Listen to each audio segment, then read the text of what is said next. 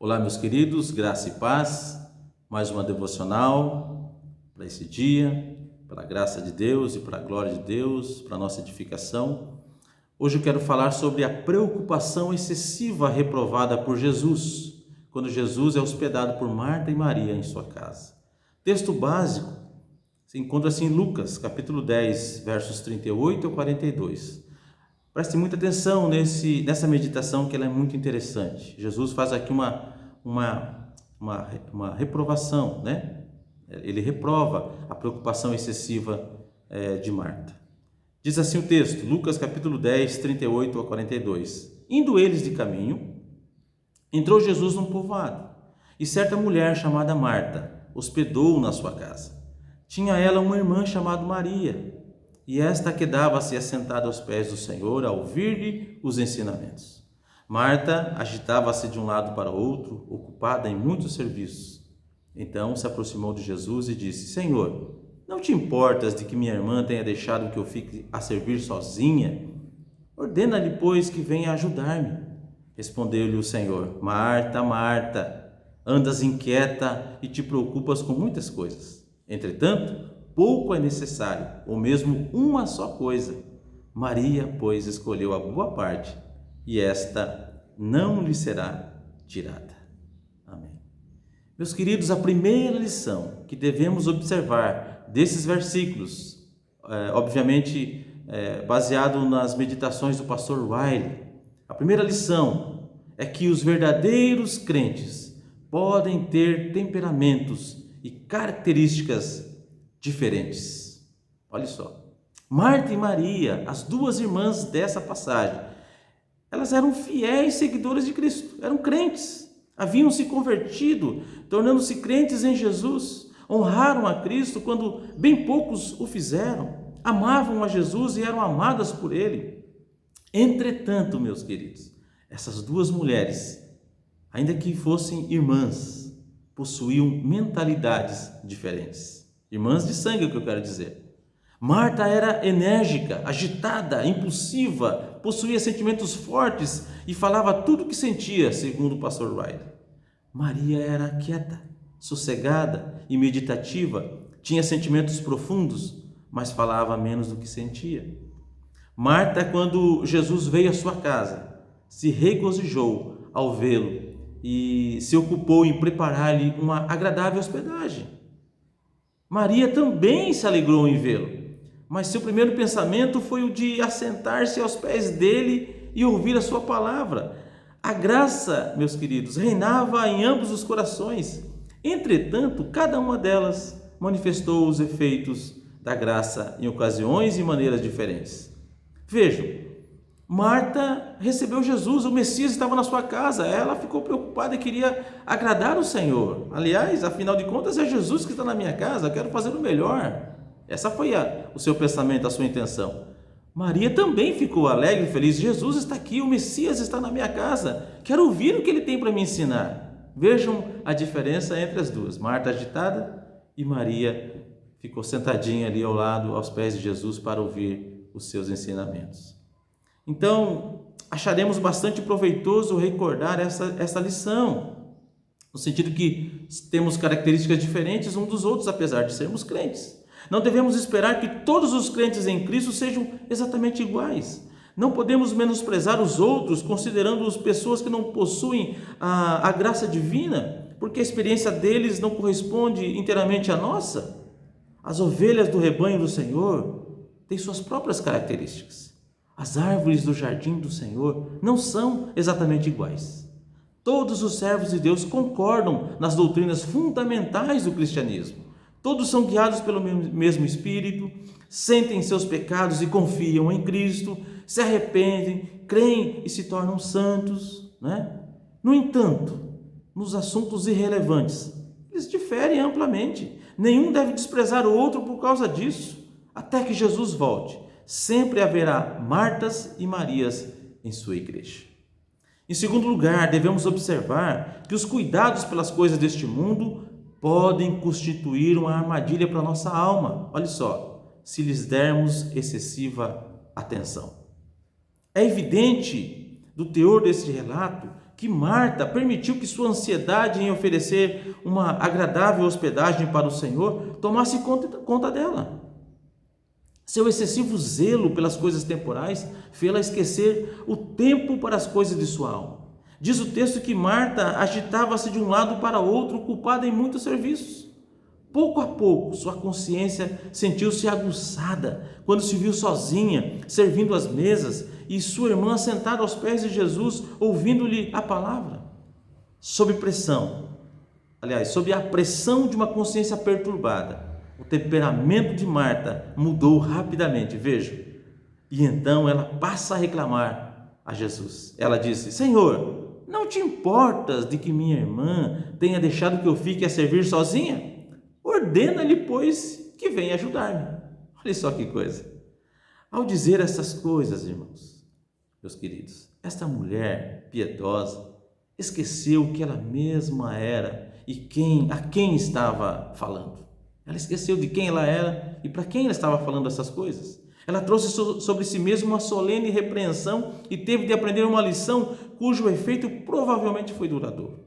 Infelizmente diz a Bíblia que uma fagulha põe em brasas tão grande selva. Tiago capítulo 3, verso 5.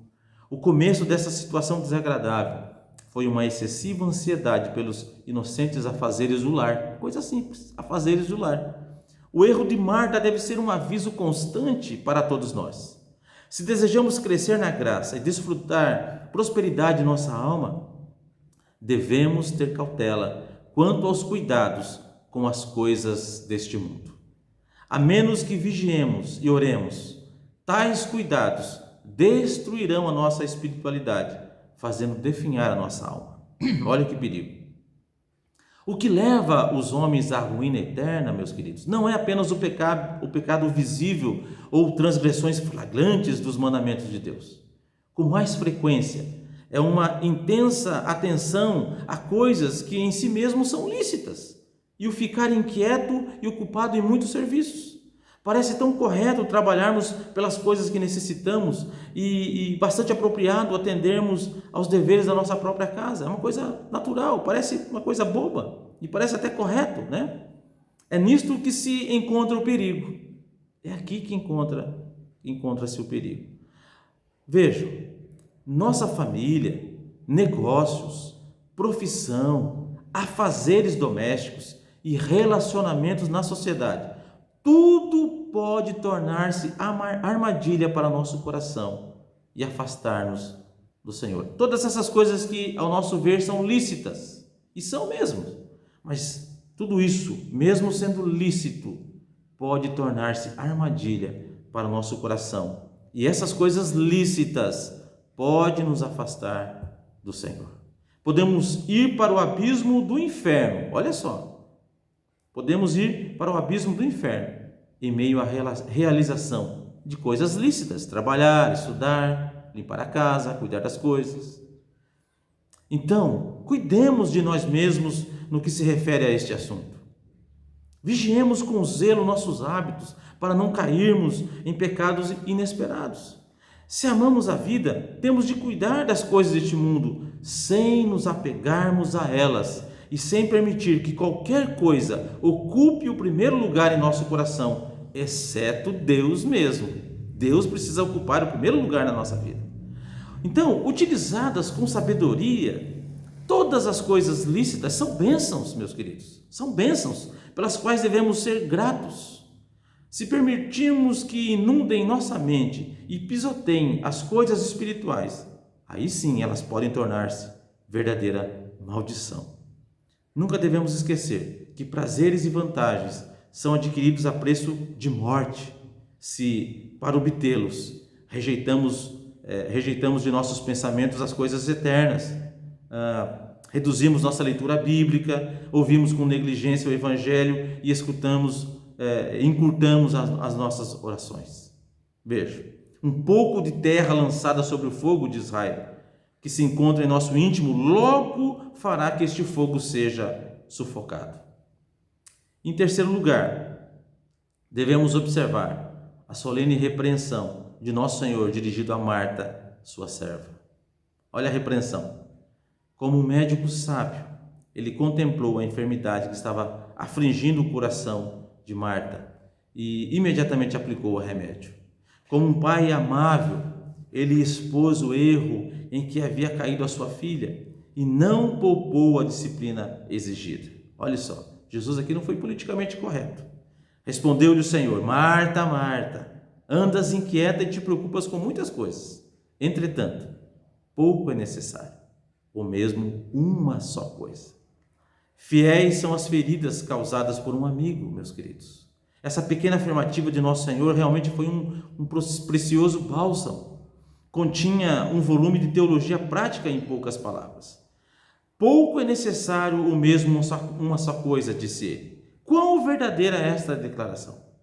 Quanto mais vivermos neste mundo, tanto mais verdadeira ela se mostrará. Quanto mais nos aproximarmos da nossa morte, tanto mais integralmente concordaremos com essas palavras. Olha só, saúde, prosperidade, dinheiro, bens, posição e honra são coisas boas em seus devidos lugares. São coisas boas em seus devidos lugares, mas não podem ser chamadas de necessárias. Sem elas, milhões de pessoas são felizes neste mundo e alcançarão a glória do mundo por vir. As muitas coisas pelas quais os homens e mulheres estão constantemente lutando não são realmente necessárias. A graça que nos traz salvação, a graça de Cristo que nos traz salvação, é a única coisa necessária. Esta pequena sentença deve resplandecer constantemente em nossa mente, sondando-nos quando estivermos propensos a murmurar diante das provações terrenas. Permitamos que ela nos fortaleça quando formos tentados a negar nosso Mestre por causa de perseguição, e que ela nos chame a atenção quando começarmos a tributar excessiva importância às coisas deste mundo. Esta pequena sentença deve nos despertar quando estivermos dispostos a olhar para trás, vejam, assim como a esposa de Ló.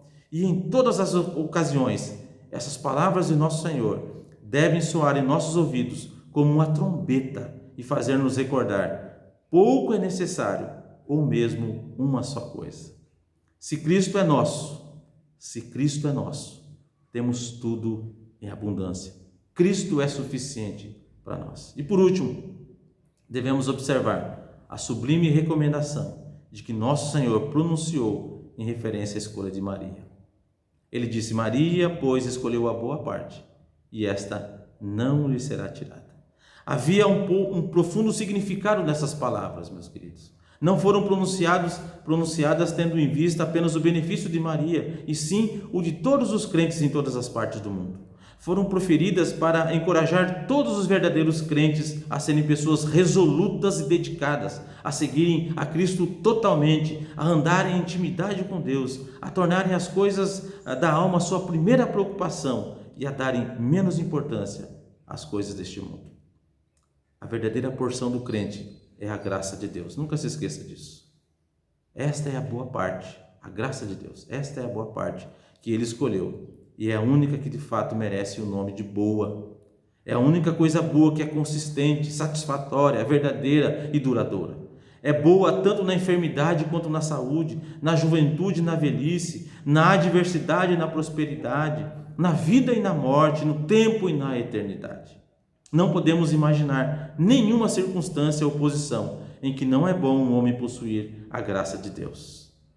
Ouçam uma verdade, preste atenção. Aquilo que o verdadeiro crente possui, jamais lhe será tirado.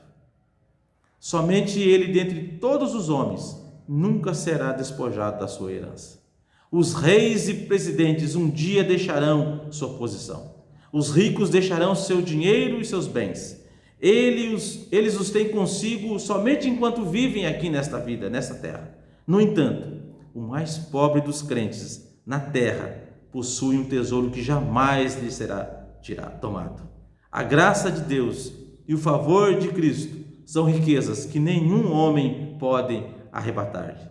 Ele as levará consigo quando morrer. Elas ressurgirão com ele na manhã da ressurreição e serão dele para sempre. A pergunta é: o que sabemos a respeito desta boa parte que Maria escolheu? Já escolhemos para nós mesmos? Podemos falar com verdade que ela já nos pertence? Nunca descansemos, meus queridos, até que possamos escolher a vida quando Cristo a oferece, sem dinheiro e sem preço. Procuremos ajuntar tesouros no céu, para que não despertemos e descubramos que somos pobres para toda a eternidade. Que Deus te encoraje através dessas benditas verdades extraídas das Escrituras. Deus te abençoe. Amém.